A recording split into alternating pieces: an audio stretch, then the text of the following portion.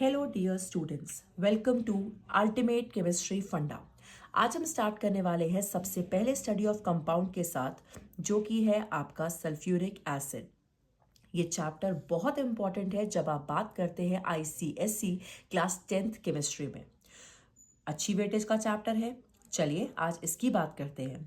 तो सबसे पहला टॉपिक जो हम कवर करने वाले हैं वो है मैन्युफैक्चरिंग ऑफ सल्फ्यूरिक एसिड, जिसे आप कहते हैं कॉन्टैक्ट प्रोसेस। इसमें हम और टॉपिक्स भी लेंगे जैसे फिजिकल प्रॉपर्टीज, केमिकल प्रॉपर्टीज और कुछ टेस्ट। तो सबसे पहले हम स्टार्ट कर रहे हैं मैन्युफैक्चरिंग ऑफ सल्फ्यूरिक एसिड। इस मैन्युफैक्चरिंग को एक नाम से जाना जाता है जिसका नाम है कॉन्टैक्ट प्रोसेस।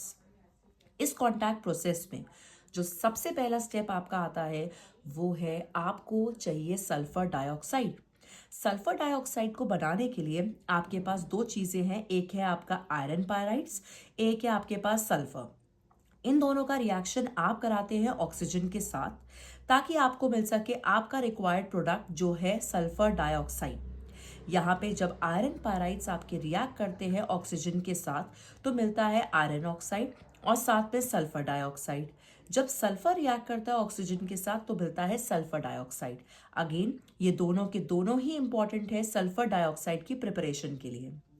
बट यहाँ पे तीन कंडीशन आपको दिमाग में रखनी होंगी। सबसे पहले कि आपको यहाँ पे चाहिए एक्सेस में ऑक्सीजन। अब एक्सेस में ऑक्सीजन क्यों चाहिए? क्योंकि यहाँ पर ऑक्सीजन आप देख सकते हैं कि आपको आयरन पाराइड्स के साथ भी चाहिए और सल्फर के साथ भी चाहिए। दूसरी कंडीशन जो आपके पास आती है वो है आपका ब्लोअर। आखिर ये ब्लोअर किस काम का है सिस्टम में? क्योंकि यहाँ पे आपको पैसेज कराना है, मतलब यहाँ पे आपको एंट्री करानी है जब ऑक्सीजन की, तो आप यहाँ देख सकते हैं कि आपको ब्लोअर की जरूरत पड़ेगी। दूसरा, अगर आपको सल्फर डाइऑक्साइड बनाना है तो इस सिस्टम के लिए और इस प्लांट के लिए आपको चाहिए आपका सल्फर और आयरन के पायराइड्स। ये तो बात हो गई पहले स्टेप की, जहां पर आपने बनाया है सल्फर डाइऑक्साइड को किसकी मदद से? आयरन पायराइड्स की मदद से, और या फिर आप कह सकते हैं सल्फर की मदद से। आइए नेक्स्ट स्टेप पर चलते हैं। जो आपका नेक्स्ट स्टेप आता है वो है आपका प्योरिफिकेशन ऑफ गैसेस का। अब क्या जरूरत पड़ी भाई प्योरिफिकेशन ऑफ गैसेस की?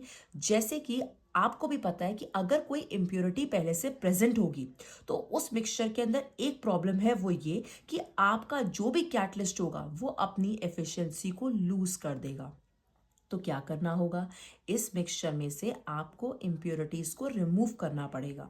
तो इम्प्योरिटीज को रिमूव करने के लिए यहाँ पे कुछ आपके सिस्टम के अंदर प्लांट्स होते हैं जो कि मदद करते हैं किसी भी इम्प्योरिटी को रिमूव करने में। तो सबसे पहला आपके पास आता है आपका डस्टिंग चैम्बर। जो आपका डस्टिंग चैम्बर होता है वो जैसा का नाम, जैसे ही आप देख रहे हो कि इसका नाम है डस्टिंग, तो डस्टिंग के लिए आप देख सकते हो कि यहाँ पर ये रिमूव करेगा आपके डस्ट के पार्टिकल्स को। तो जब भी दिमाग में आपके डस्टिंग वर्ड आए तो आप याद रखना कि आपको क्या रिमूव करना है? डस्ट के पार्टिकल्स को। दूसरा आपके पास आता है इलेक्ट्रिक प्रेसिपिटेटर, जिसे आप कहते हो प्योरीफायर। मतलब जब इलेक्ट्रिक वर्ड आता है मतलब कुछ ना कुछ अट्रैक्शन की बात हो रही है। तो यहाँ पर आप अट्रैक्ट करते हो सॉलिड पार्टिकल्स को। जब आप अपनी तरफ सॉलिड पार्टिकल्स को इसमें से अट्रैक्ट कराते हो तो यहाँ पर ये एक प्योरीफायर का काम करता है। इसके बाद वाटर स्क्रबर। वाटर स्क्रबर मतलब कि आपको स्प्रे करना है वाटर ताकि आप रिमूव कर सको डस्ट के पार्टिकल्स को। तो जब भी डस्ट पार्टिकल्स को रिमूव करना है तो आप इस स्क्रबर की हेल्प से पानी डाल के इन डस्ट पार्टिकल्स को रिमूव कर सकते हो। फिर आता है आपका ड्राइंग टावर, जैसा का नाम है, क्या नाम है? Drawing tower. मतलब आपको यहाँ पे कुछ ना कुछ ड्राई करना है। तो फिर क्या करेंगे? ड्राई करने के लिए आप यूज करेंगे कंसंट्रेटेड सल्फ्यूरिक एसिड, जो कि काम करेगा ड्राई करने का। फिर आता है आपके पास आर्सेनिक प्योरीफायर।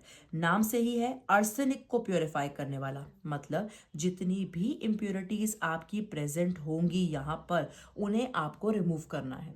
तो जैसे कि आप देख सकते हो आपके पास जो पहली इम्प्योरिटी आती है वो है आपकी आर्सेनिक ऑक्साइड। इसे आपको रिमूव करना होगा। लास्ट में आपके पास है आपका टेस्टिंग बॉक्स, जो टेस्ट करके ये बताएगा क्या आपकी गैसेस प्योरीफाई हो गई है या नहीं। तो ये है कुछ आपके पार्ट्स जो आपके सिस्टम में लगे होने चाहिए ताकि आप करा सके प्योरीफिकेशन ऑफ गैसेस। मुश्किल नहीं है इन्हें याद करना। आप खुद सोचो कि अगर आपको डस्ट रिमूव करानी है तो डस्टिंग चैम्बर चाहिए, कोई चीज़ अगर आपको अट्रैक्ट करानी है तो आपको इलेक्ट्रिक प्रेसिपिटेटर चाहिए। पानी से स्क्रब करके आप क्या कर सकते हो, डस्ट पार्टिकल्स को रिमूव करा सकते हो। जैसे कि नाम है ड्राइंग, मतलब ये ड्राई करने के काम आएगा, तो आप यहाँ पे ड्राई कर सकते हो, गैस को सुखा सकते हो। किसकी मदद से? सल्फ्यूरिक एसिड की मदद से। फिर आपके पास आता है अर्सेनिक का प्योरीफायर, जो काम करेगा आपकी सारी अर्सेनिक की ही इंप्योरिटीज को रिमूव करने के लिए। फिर आता है लास्ट में इंपॉर्टेंट स्टेप, जहां आप कहते हैं कि अब टेस्ट करके चेक तो कर ले कि सारी इंप्योरिटीज रिमूव हुई हैं या नहीं। तो ये आता है आपके पास टेस्टिंग बॉक्स। तो ये सारे प्रोसेस, आपके जितने भी पार्ट्स हम ले रहे हैं वो इसीलिए ले रहे हैं ताकि आप यहाँ से जितने भी इम्प्योरिटीज़ है उनको रिमूव कर सके और कैटलिस्ट की एफिशिएंसी को इंक्रीज कर सके। इसके बाद जो सेकंड स्टेप हमारा यहाँ पे ख़त्म होता है वो है हमारा प्योरिफिकेशन ऑफ गैसेस, जिसके बाद हमारे पास हमारा थर्ड स्टेप आता है, और वो थर्ड स्टेप है आपका catalytic oxidation of sulphur dioxide. Third step जो है आपका catalytic oxidation of sulphur dioxide, जिसमें आपको कैटालिटिक बोला है तो कैटलिस्ट की हेल्प से इसे कन्वर्ट करना है सल्फर ट्राइऑक्साइड में। तो जैसे कि आप देख सकते हो, सिंपल सा स्टेप है। सल्फर डाइऑक्साइड में जब आप ऑक्सीजन को ऐड करते हो, वो भी किसी कैटलिस्ट की प्रेजेंस में, और यहाँ आपका कैटलिस्ट है V2O5, जो कि आप टेम्परेचर यूज करोगे 450 डिग्री सेल्सियस, और आपको मिल जाएगा यहाँ पर सल्फर ट्राइऑक्साइड। आप इसकी जगह पे एक और कैटलिस्ट भी यूज कर सकते हो, वो है आपका प्लैटिनम। ठीक है, तो दोनों में से कोई एक कैटलिस्ट, बट हम प्रेफर करते हैं V2O5 को। यहाँ पर आप ध्यान रखना कि जब भी आपको ये स्टेप कराना है तो यहाँ SO2 SO3 में कन्वर्ट तो होगा, बट ये होगा आपके V2O5 की प्रेजेंस में। इसके बाद हमारे पास कॉन्टैक्ट टावर में यही है जहां पर आपका ये कैटलिस्ट प्रेजेंट होता है। यहाँ पर ये रिएक्शन एक्सोथर्मिक है, तो टेम्परेचर अगर कम भी होगा तो भी काम चल जाएगा, बट हमें प्रेशर को हाई रखना है। इसके बाद आपके पास आता है जैसे कि नाम अब्जॉर्प्शन, मतलब अब आपको कुछ ना कुछ यहाँ पे अब्जॉर्ब कराना है। तो आपके पास है वही सल्फर ट्राइऑक्साइड जो भी आपने बनाया था, उसका रिएक्शन आप करा रहे हैं सल्फ्यूरिक एसिड से, और यहाँ आपका बन के तैयार हो रहा है ओलियम। ओलियम का फॉर्मूला होता है H2S2O7। फिर उसके बाद जैसे ही आपका ओलियम बन के रेडी हो जाता है तो आपके पास आता है हीट एक्सचेंजर। इस हीट एक्सचेंजर में आप अपनी सारी गैसेस को कूल करते हैं, क्योंकि ये रिएक्शन एक्सोथर्मिक है बेटा। तो आप ध्यान रखना कि आप अपनी गैसेस को यहाँ पर कूल करेंगे। कूल करने के बाद आप फिर आएंगे अब्जॉर्प्शन टावर में, जहां पर आप इसे अब्जॉर्ब कराते हैं किसकी मदद से? सल्फ्यूरिक एसिड की मदद से। अब एक चीज हमें बहुत इंपॉर्टेंट है जो ध्यान रखनी है, वो है कि आपका सल्फर ट्राइऑक्साइड को आप डायरेक्टली अब्जॉर्ब नहीं करा सकते हैं पानी के अंदर। क्यों? चाहे तो आप डायरेक्टली भी तो स्टेप करा सकते थे, बट आप नहीं करा सकते हैं, क्योंकि जैसे ही आप पानी के अंदर इसको डालते हैं तो वहां पर आपको बहुत हीट देखने को मिलती है, तो ये रिएक्शन के लिए फेवरेबल नहीं है। तो हम क्या करेंगे, सबसे पहले हम इस SO3 को सल्फ्यूरिक एसिड से रिएक्ट कराकर ओलियम को प्रिपेयर करते हैं, और फिर इसी ओलियम को हम डाइल्यूट करते हैं। और डाइल्यूट मतलब सिंपली एडिशन ऑफ वाटर, पानी को ऐड करेंगे और हमें हमारा सल्फ्यूरिक एसिड मिल जाएगा। तो इसी के साथ आपका ये प्रोसेस यही खत्म हो जाता है। तो अभी आपने देखा कि आपके पास 5 स्टेप है, जो कि सबसे पहला स्टेप मैं आपको वापस रिवाइज करा देती हूँ, फिर हम आगे चलेंगे।